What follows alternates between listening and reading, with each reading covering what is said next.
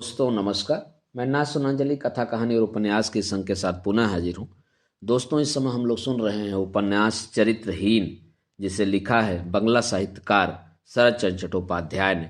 दोस्तों मैं अब तक इस उपन्यास के 26 कड़ियों का वाचन अपने वाचन के पिछले क्रम में कर चुका हूँ, जिसे आप कथा कहानी और उपन्यास चैनल पर सुन सकते हैं।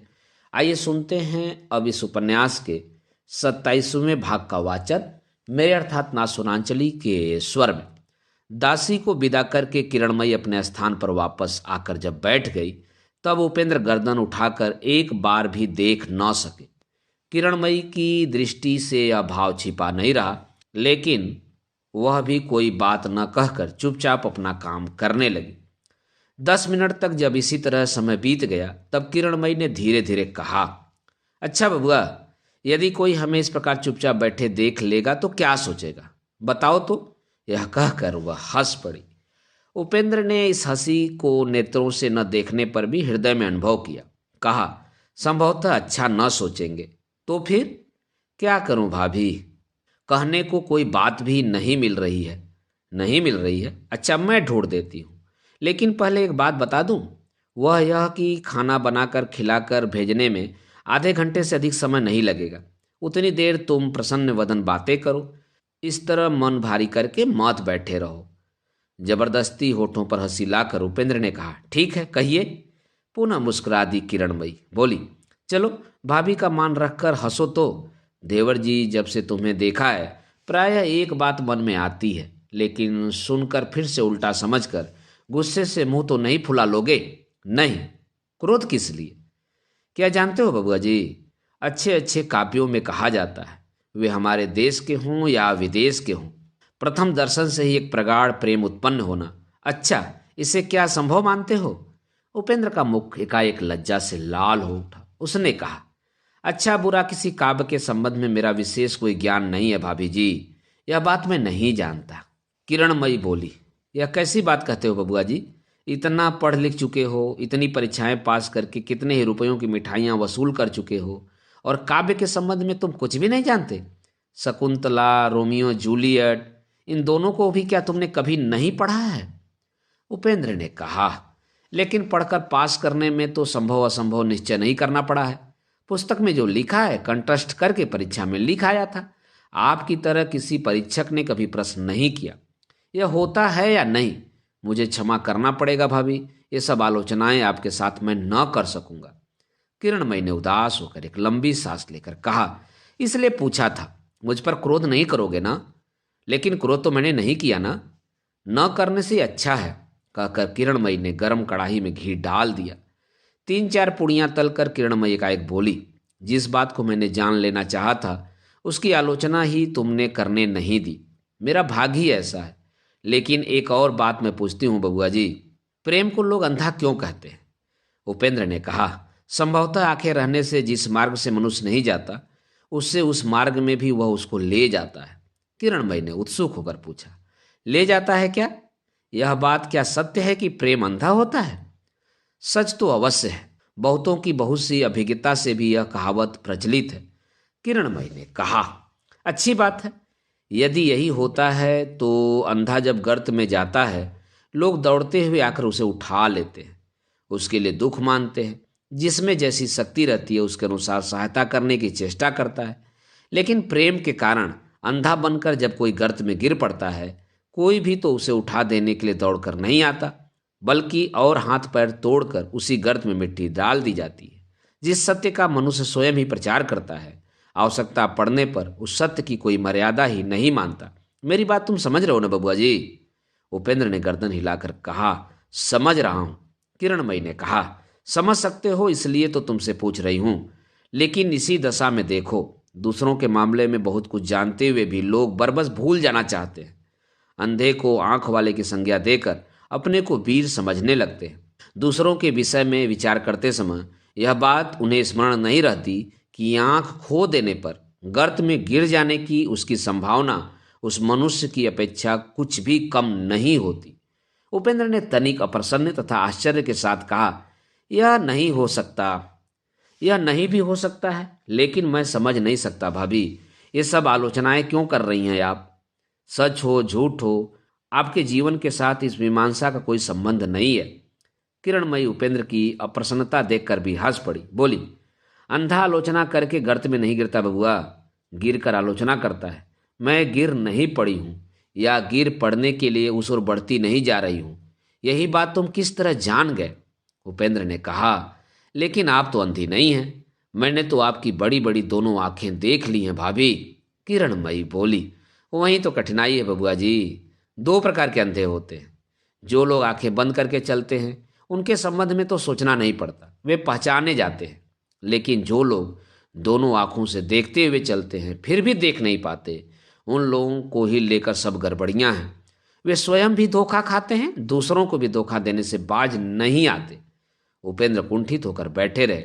उनसे उत्तर न पाकर किरणमयी ने एकाएक उत्सुक होकर मानो प्रश्न किया, अच्छा, तुमने जो यह बात कही बबुआ कि मेरी बड़ी बड़ी दो आंखें तुमने देखी हैं, तो वह किस समय देखी? क्या यह मैं पूछ सकती हूँ? उपेंद्र बोले, वह तो आपके पति की मृत्यु के बाद ही। उस दिन आपको जिसने देखा है वह किसी दिन आपके विषय में भूल न करेगा। क्यों आप अपने को अंधी कहकर डर रही हैं? यह बात आप ही जानती हैं, लेकिन मैं जानता हूँ यह बात सच नहीं है। उस दिन आपकी दोनों आंखों में मैंने ज्योति भी देख ली थी। उससे मैं निश्चित रूप से जानता हूँ, कितना भी अंधकार आपके चारों ओर घना होकर क्यों ना आ जाए, वह आपको भुलावे में न डाल सकेगा। आप ठीक मार्ग देखकर चिर जीवन चली जा सकेंगी।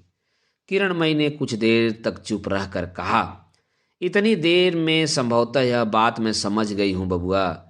उस दिन जिस तरह चेतना खोकर मैं उनके पैरों के नीचे गिर पड़ी थी, उसे देखकर संभवतः तुम्हारे मन में यह धारणा उत्पन्न हुई।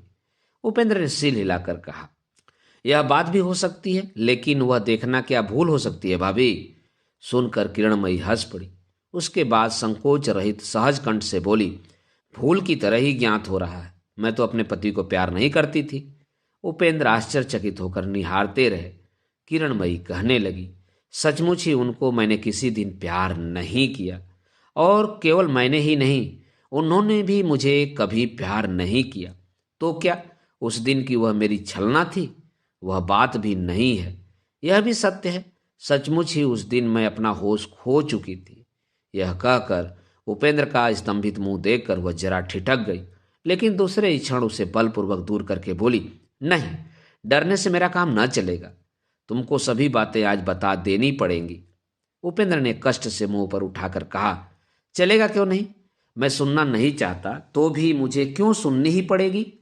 किरणमयी ने कहा, इसका कारण यह है कि तुम हो मेरे गुरु। तुम्हारे सामने सब स्वीकार न करने से मैं किसी प्रकार भी शांति न पा सकूंगी। उपेंद्र स्थिर होकर निहारते रहे। किरणमयी दृढ़ किंतु मृदु स्वर से बोली, मेरे अंदर जो गंभीर अंतर्दृष्टि तुमने देखी थी बबुआ, वह आंखों की भूल नहीं थी, सच्ची थी, लेकिन बहुत ही कम क्षण काल के लिए थी।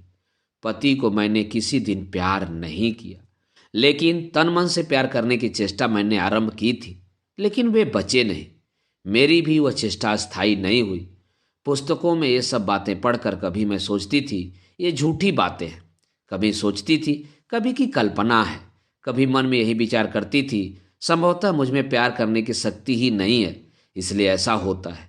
यह शक्ति मुझ में है या नहीं, आज मैं यह नहीं जानती बबुआ, किंतु प्यार करने की इच्छा मेरी कितनी अधिक है, इस बात का पहले मुझे पता लगा तुमको देखकर, इसलिए तुम ही गुरु हो। कुछ देर मौन रहकर मानो आप ही आप उसने कहा, 2 दिनों के बाद तुम लोग चले जाओगे। फिर जब भेंट होगी तब अपनी बातें कहने योग्य मन की अवस्था संभवतः नहीं रहेगी। हो सकता है यही कह देने के लिए तब तक मैं लज्जा से मर जाऊंगी। नहीं बबुआ जी, यह होगा नहीं। आज ही तुमको अपनी सब बातें सुनाकर मैं निश्चिंत हो जाऊंगी। उपेंद्र ने कातर होकर कहा, भाभी, आज विभिन्न कारणों से आपका मन अत्यंत उत्तेजित हो गया है, मैं देख रहा हूँ। इस अवस्था में क्या कहना उचित है, क्या उचित नहीं है, यह समझ ना सकने से नहीं नहीं भाभी, मैं अनुरोध कर रहा हूँ किसी दूसरे दिन आकर आपकी सब बातें सुन जाऊंगा, लेकिन आज नहीं। किरणमयी ने कहा, ठीक इसीलिए तो आज तुमको सभी बातें सुनाना चाहती हूँ बबुआ जी। फिर उस दिन लज्जा आकर बाधा न डाल दे। सांसारिक भले बुरे की विचार बुद्धि मुंह दबाकर पकड़ लेगी।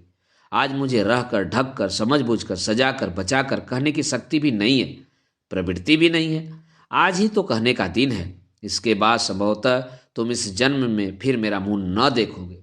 तो भी मैं प्रार्थना करती हूँ और कुछ देर तक मेरी यह दुर्बुद्धि, मेरा यह उन्माद बना रहे, जिससे मैं तुम्हारे सामने सब खोल कर कह सकूं। उसके मुंह की ओर देखकर उपेंद्र का निर्मल शुद्ध हृदय अज्ञात भय से त्रस्त हो उठा। अंतिम बार के लिए बाधा देकर वह बोले, भाभी, मनुष्य मात्र की ही गुप्त बातें रहती हैं, उन्हें तो किसी के सामने खोल देने की आवश्यकता नहीं है, वरन प्रकट कर देने में अधिक कल्याण है, केवल तुम्हारा और मेरा ही नहीं, और भी 10 आदमियों का। किरणमयी ने कोई उत्तर नहीं दिया। पूड़ियों का पकाना समाप्त हो गया था। एक थाली में खूब अच्छी तरह सजाकर उपेंद्र के आगे रखकर उसने कहा, तुम खाओ, मैं अपना कहना समाप्त कर डालूं। अच्छा होगा यदि आप न कहें भाभी जी। किरणमयी ने कहा, प्रार्थना कर रही हूं बबुआ, अब मुझे बाधा मत दो। सब सुन लेने पर तुम्हारी इच्छा हो तो मेरी सास के साथ ही मेरा भी भार ले लेना, इच्छा न हो तो मैं अपना मार्ग स्वयं ही ढूंढ लूंगी। मैंने बहुतों को धोखा दिया है बबुआ जी, लेकिन मैं तुमको ठग नहीं सकूंगी। तो कहिए। यह कहकर उपेंद्र ने पूड़ी का एक टुकड़ा अपने मुंह में डाल लिया। किरणमयी ने कहा, तुमको मैंने बता दिया है बबुआ जी, पति को मैंने कभी प्यार नहीं किया, उनका प्यार मुझे मिला भी नहीं, इसके लिए हमें कोई दुख नहीं था। घर में सास पति दोनों का साथ रहा। एक थे दार्शनिक, वह मुझे जी जान से पढ़ाने में ही प्रसन्न रहा करते थे, और एक थी घोर स्वार्थ परायण, वह जी जान से मुझे काम में लगाए रहने में ही प्रसन्न थी। इसी प्रकार दिन बीत रहे थे और संभवतः कट भी जाते, लेकिन एकाएक सब कुछ उलट पलट गया। पति बीमार पड़े। उनसे मैंने अनेक पुस्तकें पढ़ी हैं, नाटक उपन्यास भी मैंने कम नहीं पढ़े हैं, लेकिन हम दोनों ही पढ़ पढ़ कर केवल हंसते रहते थे। प्यार की गंध भी हम में नहीं थी।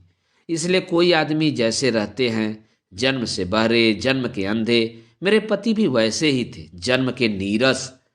लेकिन मुझ में कितना रस था यह उस समय तक भी मैं न जान सकी थी।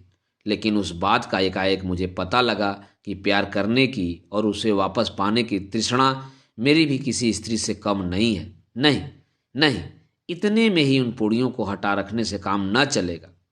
उपेंद्र ने उदास होकर कहा, किसी तरह भी भोजन अच्छा नहीं लग रहा है भाभी। किरणमयी ने पल भर मौन रहकर कुछ सोचकर कहा, मैं जानती हूँ बबुआ जी, थोड़ी देर बाद ही पूरी तरकारी का स्वाद तुम्हारी जीभ पर जहर बन जाएगा। अब लेकिन अभी तो इसमें देर थी, तुम और कुछ खा सकते थे। उपेंद्र और भी उदास हो गए।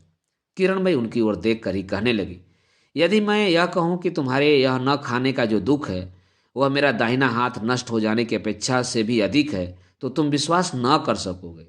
लेकिन तुम विश्वास करो या न करो, मैं तो जानती हूँ कि यह सच है। तो भी रुक जाने का उपाय नहीं है बबुआ जी, मुझे कहना ही पड़ेगा। अच्छी बात है, कहिए। कहती हूँ, अपने पति की बीमारी में केवल गहनों को छोड़कर और जो कुछ भी मेरे पास संचित था वह सब एक एक करके चला गया। तब आ गए एक नए पास किए डॉक्टर। अच्छा बबुआ, अनंग डॉक्टर को तुमने देखा था ना? उपेंद्र ने कहा, हाँ। किरणमयी ने विद्रूप की हंसी हंसकर कहा, उन्होंने ही। वाह रे फूटा भाग्य, इस कमरे में पति मरने की दशा में थे, उस कमरे में मैं चली गई उनको लेकर प्रेम का स्वाद मिटाने। उपेंद्र गर्दन झुकाए मौन बैठे रहे। किरणमयी और कहने जा रही थी, लेकिन किसी ने मानो उनका गला दबा दिया। थोड़ी देर तक प्रबल चेष्टा करने के बाद सूखे स्वर से बोली, सुनते ही तुम्हारी गर्दन झुक गई, तो भी उस अनंग डॉक्टर को नहीं पहचानते? पहचानने से तुम समझ सकते थे कितने वर्षों की घोर अनावृष्टि की ज्वाला मेरे इस हृदय के अंदर जमी हुई थी।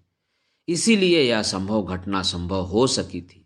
जानते हो, जिस तृष्णा से पनाले के गाढ़े पानी को अजुली से भरकर मुंह में भर लेते हैं, मुझे भी वही पिपासा थी। लेकिन वह खबर मुझे मिली उस पानी को गले के अंदर डाल लेने पर। उसके बाद ओह, यह कैसा था! कै करने की दशा में दिन बीतते रहे। यह कहते कहते उसका संपूर्ण अंग थरथरा उठा। एक उत्कट दुर्गंधमय विषाक्त उद्गार मानो उसके गले तक उच्छ्वसित हो उठा। पल भर मौन रहकर अपने आप को संभाल कर किरणमयी ने कहा, लेकिन मैं कै कर न सकी। सास ने मेरा मुंह दबा दिया। उस समय अनंग ने गृहस्थी का आधा भार संभाल लिया था। उपेंद्र उसी भाव से पत्थर की मूर्ति की भांति बैठे रहे। उनके निर्वाक झुके हुए मुंह की ओर एक बार देखकर किरणमयी बोली। उसके बाद आसक्ति, घृणा से, तृष्णा वितृष्णा के लगातार संघर्ष से जो विष दिन रात उठने लगा, देव मानुष के निष्ठुर मंथन से पीड़ित वासुकी संभवतः उतना जहर उतने बड़े अपने मुंह से निकाल न सका था। मुझे जान पड़ता है इस घर की प्रत्येक ईंट, लकड़ी, दरवाजा, खिड़की, धरने तक विष से नीले रंग की हो गई है। जरा रुक कर उसने कहा, कितने दिनों में किस प्रकार इसका अंत होता यह मैं नहीं जानती। कितना ही मैंने सोचा, लेकिन किसी और भी उसका कूल किनारा मेरी निगाह में नहीं पड़ा। लेकिन क्या ही अमृत हाथों में लेकर तुम निकल पड़े बबुआ जी। कहाँ चली गई वह जहर की ज्वाला और कहाँ रह गई विद्वेष, घृणा। पल भर में ये सब ऐसी तुच्छ हो गई कि अनंग को विदा कर देने में मुझे एक क्षण भी नहीं लगा। तुम ही मानो आकर मेरे कान में उपाय बता गए। जानते हो बबुआ जी, स्त्रियां गहनों पर कितना प्रेम रखती हैं। बड़े दुख के मेरे गहने मानो मेरी छाती की पसलियां ही थी। वहीं जहां सिर झुकाए तुम इस समय बैठे हो, ठीक वहीं पर पसलियों को निकाल कर उसके चरणों पर मैंने डाल दिया। मेरे ऊपर उसकी आसक्ति चाहे जितनी भी बड़ी क्यों न रही हो, इतने गहने हाथ में पाल लेने से वह फिर मुंह न दिखाएगा। जन्म भर के लिए मुझे मुक्ति देकर चला जाएगा। यह मंत्र तुमने ही मानो मुझे सिखा दिया। ओह, कितना भय, कितनी चिंताएं मुझे थी। पीछे कहीं इस दुर्दिन के दबाव से किसी दिन मेरे यह गहने नष्ट न हो जाएं। वे चले ही तो गए, मैं उनको पकड़कर तो रख न सकी, लेकिन ओह, यह कैसी तृप्ति थी, कैसा वह आश्चर्यजनक आनंद था बबुआ। ऐसी ही एक अंधेरी संध्या में जब उन्हीं के लोभ में पड़कर वह अपनी विभस्व पूछ को मेरे समूचे अंग से खोलकर चोर की भांति चुपचाप चला गया, मन में अनुभव हुआ कि मैं बच गए। उपेंद्र को स्मरण आया कि उसके और सतीश के बीच से एक दिन सवेरे चोर की तरह अनंग डॉक्टर चला गया था, लेकिन कोई बात न कहकर वह मौन रह गए थे। किरणमयी कहने लगी, तुमको स्मरण आ रहा है बबुआ जी मेरी उस रात की उग्र मूर्ति? उस दिन मैंने क्या क्या कांड कर डाला था। छिपकर तुम लोगों की बातचीत सुनना, नीचे जाकर तुम लोगों को लाल आंखें करके कितना ही भय दिखाना, उसके बाद तुम लोग चले गए। अपने विष की वह कैसी ज्वाला थी, किंतु उसके बदले में दो वस्तुएं मुझे मिली बबुआ जी। वह था मेरा स्वर्ग, वह था मेरा अमृत। श्री रामचंद्र के पाद स्पर्श से पत्थर की अहिल्या जैसे सजीव हो गई थी। मैं भी मानो उसी तरह बदल गई। अहिल्या ने स्त्री बन जाने पर क्या पाया था मैं नहीं जानती, लेकिन मैंने जो कुछ पा लिया उसकी तुलना नहीं है। मेरा भाई नहीं था, सतीश को पा गई, अपना सहोदर भाई, और पा गई तुमको। छी, ऐसे उदास मत हो बबुआ। पुरुष को क्या ऐसी लज्जा शोभा देती है? उपेंद्र ने बलपूर्वक सिर सीधा करके दृढ़ स्वर से कहा, जो लज्जा की वस्तु है वह स्त्री पुरुष दोनों के लिए समान है भाभी। मैं यह सब बातें सुनना नहीं चाहता। या तो आप चुप हो रहिए, नहीं तो मैं इसी क्षण उठकर चला जाऊंगा। किरणमयी ने कहा, जबरदस्ती? उपेंद्र ने कहा, हाँ। किरणमयी ने कहा, उस दशा में भी जबरदस्ती पकड़ रखने की चेष्टा करूंगी, लेकिन यह मैं पहले ही कह देती हूँ बबुआ, इस बल की परीक्षा में मुझे लाभ के सिवा हानि नहीं है। इस उत्तर के बाद उपेंद्र गर्दन झुकाकर बैठे रहे। किरणमयी फिर हंसकर बोली, डरने की बात एकदम नहीं है। तुम्हारी इच्छा न रहने पर स्वयं तुम्हारे शरीर पर जाकर हाथ रखूंगी। ऐसी पागल अभी तक मैं नहीं हूं। इच्छा हो तो उठ जाओ, मैं बाधा न दूंगी। उपेंद्र मुंह झुकाए मौन बैठे रहे। बादल से सिपा चंद्रमा आंख से दिखाई न पड़ने पर भी चारों ओर की फीकी चांदनी के आभास से वास्तविक वस्तु जैसे पहचान ली जाती है। इन दोनों नर नारियों का गुप्त संबंध भी इतनी देर तक उसी प्रकार आवरण में पड़ा था, लेकिन हवा बहने लगी है, बादल तेजी से हटते जा रहे हैं। हृदय में यह निश्चित रूप से अनुभव करके ही उपेन इस प्रकार भाग जाने की चेष्टा कर रहे थे, लेकिन सब विफल हो गया। एकाएक हवा का झोंका आ जाने से समस्त आवरण फटकर जहां तक दिखाई पड़ता है वहां तक सामने आकाश अनावृत हो गया। किरणमयी ने धीरे धीरे कहा, जाने भी दो। तुमको जो मैं प्यार करती हूं यह तुमको बताकर मानो मैं बच गई। अब तुम्हारी जैसी इच्छा हो वही करो, मुझे कुछ भी कहना नहीं है। लेकिन यह विचार मत करना बबुआ जी, मैंने अंधी आशा से भूलकर यह बात बता दी है। मैं तुमको पहचानती हूँ, मैं जानती हूँ यह निष्फल है। रक्षक होने के लिए आकर तुम भक्षक न हो सकोगे, किसी प्रकार भी नहीं, यह मैं जानती हूँ। इतनी देर में उपेंद्र ने बात कही। उन्होंने मृदु स्वर से प्रश्न किया, जब यह श्रद्धा मेरे ऊपर है तो आपने बताया क्यों? किरणमयी ने कहा, इसके दो कारण हैं। पहला यह कि न बताने से मैं पागल हो जाती। दूसरा कारण यह है कि तुमको सब बातें न बताकर तुम्हारा आश्रय लेना मेरे लिए असंभव है। उस दशा में केवल मुझे यही ज्ञात होता है कि सुरबाला ही मानो मुझे खिला पहना रही है।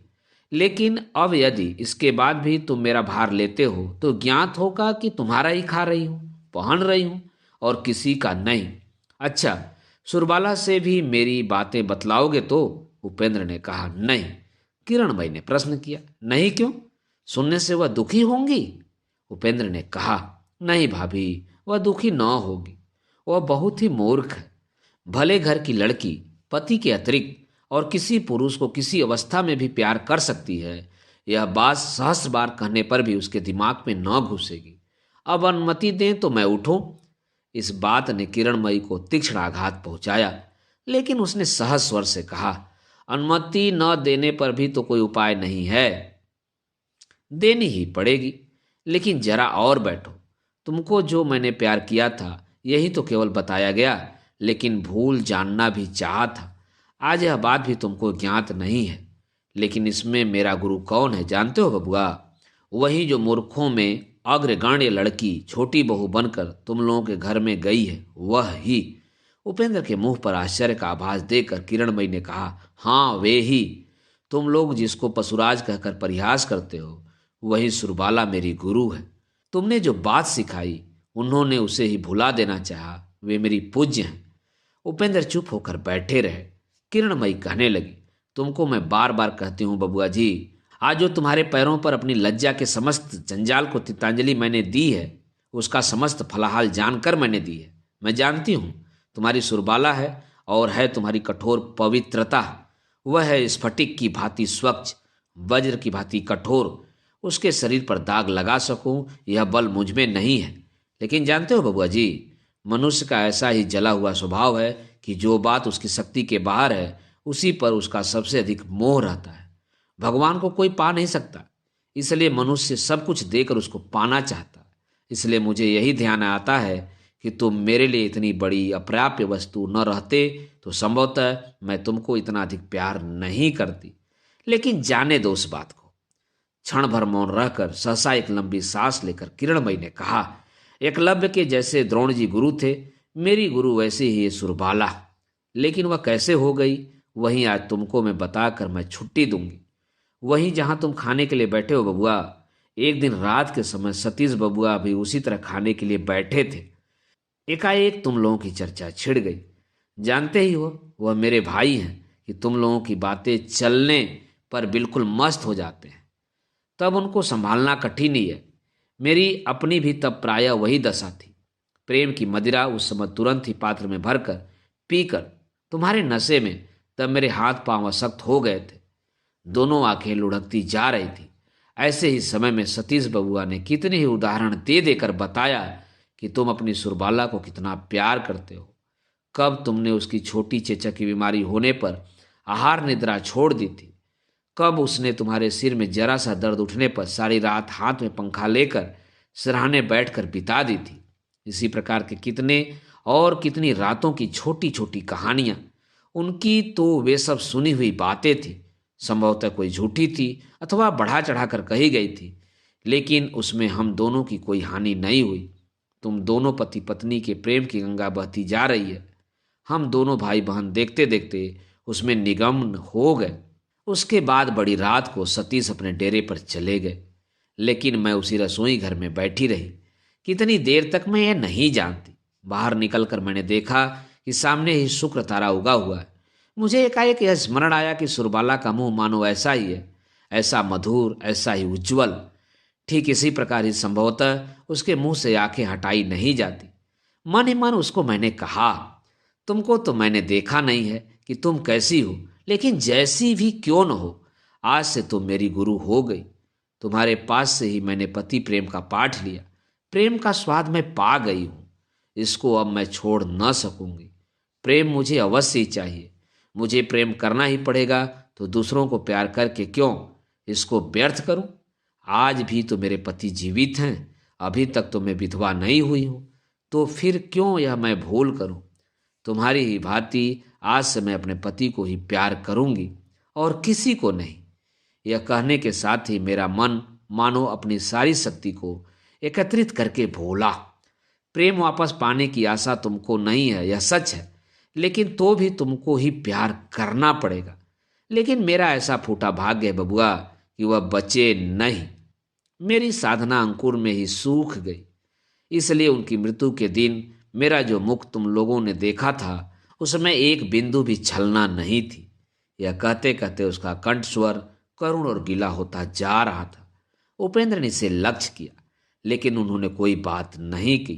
किरणमयी स्वयं भी कुछ देर मौन रहकर बोली, बबुआ जी, जो लोग मूर्ख हैं, जो कट्टर हैं, वे समझेंगे नहीं, लेकिन तुम जानते हो संसार में सभी वस्तुओं के ही प्राकृतिक नियम हैं।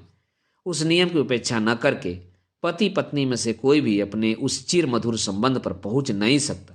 ब्याह का मंत्र कर्तव्य बुद्धि दे सकता है, भक्ति दे सकता है, सहमरण की प्रवृत्ति दे सकता है, लेकिन माधुर्य देने की शक्ति तो उसमें नहीं है। वह शक्ति है केवल उस प्रकृति की हाथ में, उसके दिए हुए नियमों के पालन में। जब समय था, सामर्थ्य था, तब हम दोनों पैरों से उस नियम को कुचलते रहे। उसका कोई सम्मान हमने नहीं किया। आज असमय में जब पति मृतप्राय हैं, प्रयोजन होने के कारण उनके पास मैं जाऊंगी किस मार्ग से? लेकिन तो भी मैंने पतवार छोड़ नहीं दी थी बबुआ जी। आशा थी, एक मार्ग संभवतः तब तक भी खुला था, वह था उनकी सेवा का। मैंने सोचा था अपनी पति सेवा से ही संभवतः एक दिन उनको मैं पाऊंगी, लेकिन ऐसी ही अभाग्नि हूं मैं, उतना सा भी अवसर नहीं मिला। वह यह लोक त्याग करके चले गए। उपेंद्र ने आश्चर्य से मुंह पर उठाकर देखा।